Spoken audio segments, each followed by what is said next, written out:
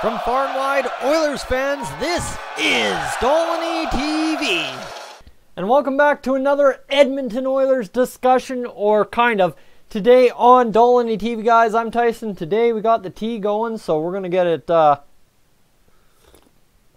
rolling here. Because today it's a little bit of a different discussion. I mean, it's obviously been a discussion I should have had sooner. We did discuss why the Bakersfield Condors were giving the Oilers lots of trade deadline options. However, right there, the only trade deadline option we saw used out of the Bakersfield Condors, one guy I did mention in that video, was Ryan Spooner, who is now with Vancouver, for Sam Gagner, who's been an absolute beast for us the past while he's been here, the 5 games he's been here. So things looking good with Sam Gagner. Thank goodness Ryan Spooner kind of resurrected his point totals down there in Bakersfield. And here we are, now sitting after the trade deadline. And what is Bakersfield doing down there, guys? Absolutely making noise all the way. This is the crazy part. Let's go see if they have an article on their website here. They should have an article about it.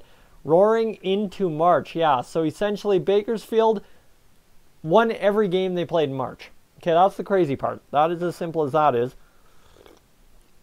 And for the Bakersfield Condors, they face the Iowa Wild on March 1st. Okay, this is where it gets going, because March 1st, the AHL is having a live free game on Facebook. That game will be the Iowa Wild versus the Bakersfield Condors. I will double check and confirm that, because I believe I'm correct, but I've been incorrect before, so let's not eat my words on this one. For the Condors, who are absolutely rolling as of right now, 17 and counting. Their tweet is, will the Condors' historic winning streak continue, or can the Iowa Wild beat the team to snap it? Watch it unfold live on our free Facebook Watch Game of the Week this Friday between the Condors and Wild, 10 p.m. Eastern Time, 8 o'clock Mountain Time.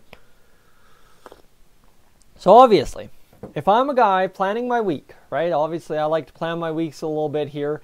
I go over to the Oilers stats and I go to the Oilers schedule and I look at February, right? February, we've got 2 games on the calendar remaining. It's the 27th, a key pivotal matchup for the Oilers against the Toronto Maple Leafs. Then what should be, with Connor McDavid in the game and in the lineup, a laugher against the Ottawa Senators, an easy 2 points, but I've been mistaken before. That's on the 28th, and then all of a sudden this Friday, March 1st is a real blank spot for the Oilers calendar.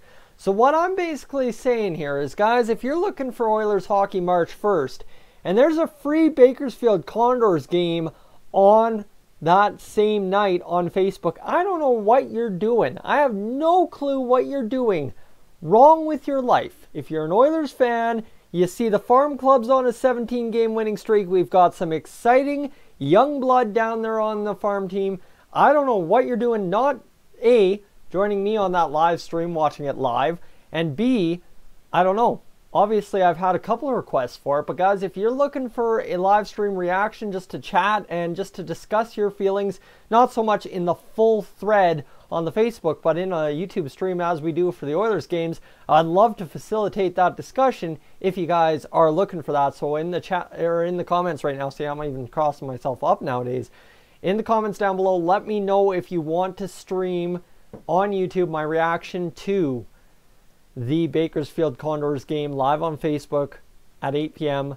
Friday Mountain Time against the Iowa Wild. With that out of sight, out of mind, let's get to the Bakersfield Condors 17-game win streak. And the one thing I've loved to look at all season long, guys, we don't have a Connor McDavid or a Leon Draisaitl down there on the farm club, but what we do have is a guy that we haven't seen this year leading the team, and for good reason he's stayed down there. He's been an absolute monster. The leading point getter on the Bakersfield Condors doesn't even have 10 goals. Now, if you're Oilers land, you're like, how can that be? You must score goals to get points. No. Tyler Benson is absolutely turning convention on its head down there in Bakersfield, getting the job done. 9 goals, 35 assists, 44 points. Mind you, I haven't watched a single Bakersfield game. This is just, essentially, if you're a Bakersfield Condors fan, and I'm the guy that's been talking to you about the Oilers all season, and you're hardcore, like you're in Bakersfield or you're around the area, or you're a hardcore prospect guy and you don't watch the Oilers, you just watch the prospects till they make it to the Oilers kind of deal, I'm probably going to say something incorrect. I'm fine and dandy. Correct me in the comments if I'm wrong. I'll try and get that sorted out if we stream on Friday. However, 44 points for Tyler Benson, leading the way with less than 10 goals. That is phenomenal. Because Tyler Benson is looking like a genius out there, that's for sure. And then you've got Joseph Gambardella, who's been up with the big club, been up with the Oilers at a time this season. He's got 25 goals down in Bakersfield, 16 assists for 41 points in 42 games. So another great year for him. And the best part is here, you go to Cooper Marody, who, I mean, under Ken Hitchcock saw zero, zip, zilch in terms of real playing time, like 3 minutes a night at some points. 41 points in 41 games. Heck yeah, we'll take that. That is developing a guy we traded the 3rd round pick for, and a guy who should be big time part of this roster next season after training camp. Simple as that. He'll be on the 82 game roster, I'm sure. And then you've got a guy who's currently up with the Oilers. We're just taking a look at the stats and divulging here. 37 points, a +5, 24 goals, 13 assists, 49 games played. He's got a goal in the NHL, another Prince Edward Islander who got a goal in the NHL. Yes, sir, 49 games played for Josh Curry in the AHL. A big reason why they are where they are today. Obviously, he's been up with the big club for a while now, but obviously you don't start a 17-game winning streak because you're not scoring goals, and a guy like Josh Curry is scoring goals down there in the AHL. He'd be, what, 3rd or 4th in our NHL team in scoring with a number of 24, so that's ugly. And a guy we saw very early in the season, I believe he dealt with some injuries, and he's gotten it going back in the AHL. 31 points, 42 games played, an even split, 15-16 goals, assists for Patrick Russell. And the guy that everybody seems to be talking about in the circles when you talk rookies on the farm club this year, Logan Day. I believe it's Logan Day, am I right? Logan Day? Hold on, I might have mistaken that, and I'm going to look like a complete idiot. Hockey DB, let's make sure I'm right. And Simcoe, who's active to 2019. Yep, Logan Day, look at that. I'm even impressing myself with my knowledge of the Bakersfield Condors. I'll salute myself to that one. That's why we're drinking the tea today. It's just a relaxed, let it go kind of tone. But for a rookie defenseman to come into the AHL and have 27 points in 47 games, he's coming in, doing his job, getting it done, and he's looking sharp out there. So a guy that just might force his way into like top line time next year, or maybe even a discussion for a call-up next season. Doubt he gets one this year given that we've got Baron Jones down there, but I think the plan would be, from an Oilers perspective, Jones is pretty much a lock to make this team next year. Bear may be expendable for the right price if you're talking about moving Lucic or Sekera. Just hold on to that one for a thought for later. And then once you go down a little bit, it kind of gets into the depth scoring, which the Oilers really don't have, but man, do the Bakersfield Condors have. Brad Malone, who's up with us right now, 24 points. Dave Gust, who's 23 points on 42 games. Cameron Hebig, who we signed out of, I believe it was not Swift Current, Saskatoon Blades, 22 points. Don't quote me on that. I feel like I'm wrong. I'll check it later and we'll make up for it. See, I'm feeling like I'm wrong. I'm just reading stat lines and trying to remember. Caleb Jones, 21 points, 33 games, so he was on a good clip, should get back on a good clip here. William Lagesson, another guy really doing a good job down there, 20 points in 50 games. Like the defense, scoring points. Ethan Bear, 20 points in 39 games. I believe he was injured at one point. A guy like Ryan Stanton, who's been around the AHL for a while, 17 points in 49 games. Mitch Callahan, a steady Eddie AHL third, fourth line guy. Well, 16 points for him. Captain Keegan Lowe, 16 points for him. Kyler Yamamoto starting to pour it on down there in the AHL, 14 points in 22 games. Esposito, 14 points in 47 games, right? Like the depth scoring is there for this team. Vessel and Polai, both 13 points. Kulovich, 7 points in 24 games.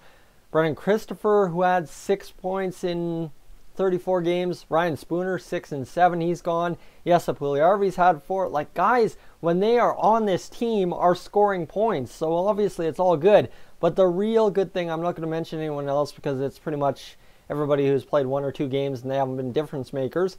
But It's as simple as this down there in Bakersfield. You want to talk about a guy on a hot streak. How about 20 wins, 3 losses, 3 overtime losses, a .920 save percentage? I mean, Shane Sterrett did not have a pretty save percentage. Nobody on the farm club had a pretty save percentage prior to us getting going down there on this 17-game win streak, but things look really good. And for a guy like Shane Sterrett, who is now sitting at a .224 goals against average thanks to this win streak, guys, it is absolutely insane to see what the Bakersfield Condors are doing down there. And as a guy who hasn't watched, I can't tell you what they're doing, but looking at the stats, guys, this is progress for a lot of our young guys and a lot of guys who could potentially be depth guys next year, the year after, right? Guys who could come in and get it done. So you look at the scores. I'm just going to look at February because that counts for 1, 2, 4, 5, 7,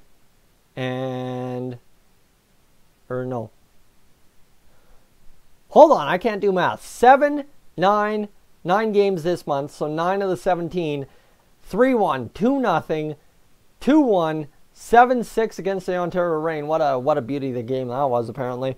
4-1 against the Stockton Heat, 7-1 against the San Diego Gulls, 3-1 against the San Jose Barracudas, 6-2 against the Ontario Reign, and 4-2 against the Iowa Wild. Now you look at that, that's a lot of Pacific Division rivals in the NHL whose farm club we're beating up on. That means that these guys moving forward into the NHL careers, if their guys on the other side are moving up to NHL careers as well, maybe suddenly we're starting to hold an advantage over the young guys coming in the league, as we should. We actually somewhat drafted decently the past 3 or 4 years and things are looking good. So Bakersfield, I don't know. I have just glowing things to say looking at the stats. I could be totally out to left field. You guys who are tuning in from Bakersfield every day or every second day, whatever it is, I appreciate you guys. That was me being impressed for 12 minutes about the Bakersfield Condors. What I missed, I don't know. You'll have to fill me in. But like I said, Friday, let me know what you think. What are we going to be discussing Friday? Is it going to be just an Oilers video, or are we going to live stream some Bakersfield Condors action live on Facebook? I'm Tyson, this is Dolynny TV. I will catch you in the next one.